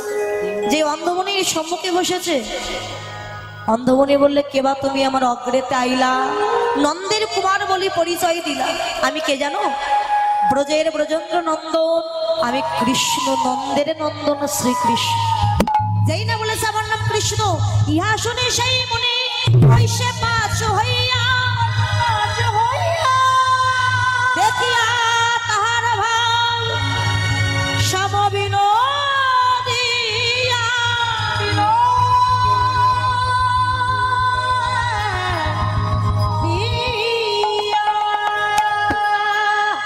যেই বলেছে আমার নাম কৃষ্ণ, মুনি এমন করে ঘুরে বসে, পশ্চাতে ঘুরে বসে। কৃষ্ণ বলে, ও মুনিবর, তুমি আমার নাম শুনে অমন করে পশ্চাতে ঘুরে বসলে কেন? কৃষ্ণ, তুমি তো রাধা অপরাধী অপরাধী, তাই তোমার মতো অপরাধী যদি বদন দেখতে হয় তাই তো আমি ঘুরে বসেছি। কৃষ্ণ হেসে বলছে, আরে বাবা, তুমি তো অন্ধ, আমি তোমার সামনে বসলো কি আর তোমার পশ্চাতে বসলো কি, তুমি তো দেখতেই পাও না। অন্ধমুনি বলে, কৃষ্ণ, আমি প্রকৃতপক্ষে নয়ন অন্ধ নয়, আমি হলাম জ্ঞানের অন্ধ। তাই কৃপা করে তুমি যদি আমার অজ্ঞানতার অন্ধকারকে দূরীভূত করে দাও, তোমার মতো অপরাধীর বদন দেখতে হবে আমার, তাই তো আমি ঘুরে বসেছি। তাই যাও, আগে রাধার কৃপা লাভ করো। গোবিন্দ কোনো উপায় না পেয়ে ধুলায় রাধা নাম অঙ্কিত করে ধুলাই পড়ে গড়াগড়ি দিচ্ছে। যেই না রায়ধনী, ওই কৃষ্ণ চলে গেল, রায়ধনীর চৈতন্য ফিরে এলো। মাথার ঘোমটা তুলে চরণ পানে তাকিয়ে দেখে আর কৃষ্ণ না। এই সখী, আমার কৃষ্ণ কই? এমন করে মান করলে আর কৃষ্ণ থাকে? কৃষ্ণ পালিয়েছে, চলে গেছে। হ্যাঁ, চলেই গেছে। সখী, এখন উপায় কি করবো? রায়ধনী কাজ। এই রাধে, যখন ছিল তখন কাঁদিস নি, একবার তাকালি না, এখন চলে গেছে এখন কাঁদছিস? বাবা, কৃষ্ণধন চলে যাওয়ার পরেই তো চৈতন্য হয়। কৃষ্ণধন থাকতে কোনোদিন চৈতন্য হয় না, চলে যাওয়ার পরে তারপরে চৈতন্য হয়। এই সখী, আমি কিছু জানি না, আমার কৃষ্ণ এনে দে, নইলে বাঁচবো। এই রাধে, কাঁদিস না, তুই তো আমাদের সখী, তোর কাদা বদন আমার দেখতে পারি। মান করেছিস, বেশ করেছিস। নারীদের একটু মান থাকা ভালো। মানের গোড়ায় ছাই দিয়ে বড় বড় পাতা হয়, কচু না পাতা হয়। কাঁদিস। কৃষ্ণ ঘুরে যতদূর উড়ে যাক না কেন, লাটাই মোদের হাতে, লাটাই ধরে টান দেবো, কৃষ্ণ চলে আসে। তুই কাঁদিস না, আমরা যাচ্ছি কৃষ্ণ ধন আনতে। তো সখীগণের মধ্যে এক সখী যাবে কে? বৃন্দাদূত। ও রাধে, যাওয়ার আগে একবার তে চরণে ধুলি,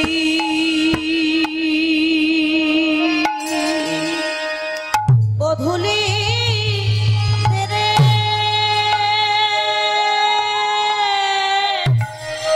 ও শ্রীমতী দেশ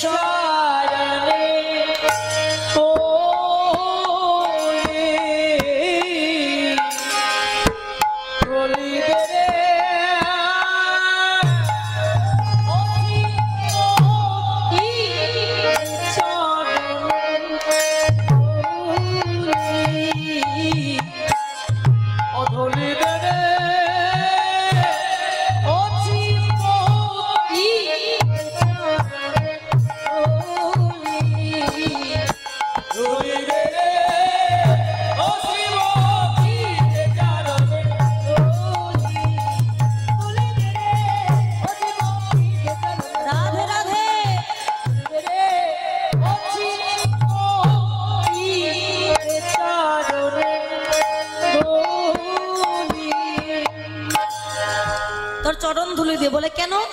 ও রাধে, তুই জানিস না জগতে ভক্তরা কাঁদে কৃষ্ণ চরণ পাওয়ার জন্য, আর কৃষ্ণ কাঁদে গোপনে রাধার চরণ পাওয়ার জন্য। তাই তুই তো পরম গুরু, তুই কৃষ্ণেরও গুরু তুই, তাই তোর মতো পরম গুরু চরণ ধুলি নিয়ে যদি যায়, আমার মনোবাসনা ঠিক পূর্ণ হয়। তাই দুটি যাই যাই যাই রে, ঠমকি ঠমকি দুটি যাই যাই রে, ঠমকি ঠমকি।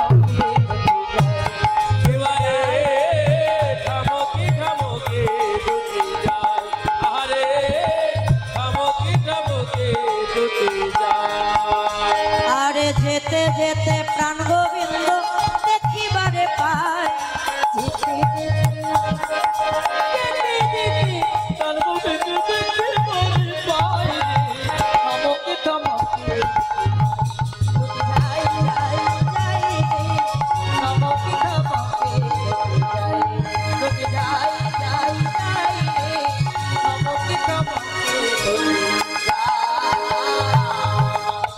বৃন্দাবতে যাচ্ছ, দূর হেরি না করো, চতুর ফুলেরা সহকারী থমকে থমকে চলে যায়। যদু আনকাল জল চলতে বড় রঙ্গিনী যাইনে বা আমি নাহিছি, কৃষ্ণ ধুলাই পরে গড়াগড়ি দিচ্ছে। বৃন্দা দেবী চিন্তা করলো কথা বলবো না, দেখি বধূ কি বল, হরি বল। আর একটু 10 মিনিট কষ্ট দেবো, তার আগে আপনাদের আর কষ্ট দেবো না, একটু 10 মিনিট কষ্ট করে বসুন, হরি বল। এখন বৃন্দা দেবী যাচ্ছে, প্রাণ গোবিন্দ দেখতে পেয়ে ধুলা ঝরেছে, ডাক দিয়েছে, ও বৃন্দে বৃন্দে। বৃন্দা দেবী বলে আমি যাচ্ছি নিজ কাজে, কে আমায় পাশে ডাকে? তাকে দেখছে গোবিন্দ, ও তুমি ডাকছো তাই বলো, আমি ভাবলাম কে না। এদিকে এসো। ও বৃন্দা, বলতে পারেন আমার রায়ধনের মান ভেঙেছে তো? বলে হ্যাঁ ভেঙেছে, তাই মান রাজার পূজা করবো বলে ফুল নিতে এসেছে। কি ফুল? কৃষ্ণ কলি ফুল এসেছে কৃষ্ণ নিতে, তাই একটু ঘুরিয়ে পেঁচিয়ে বললো কৃষ্ণ কলি ফুল নিতে এসেছে।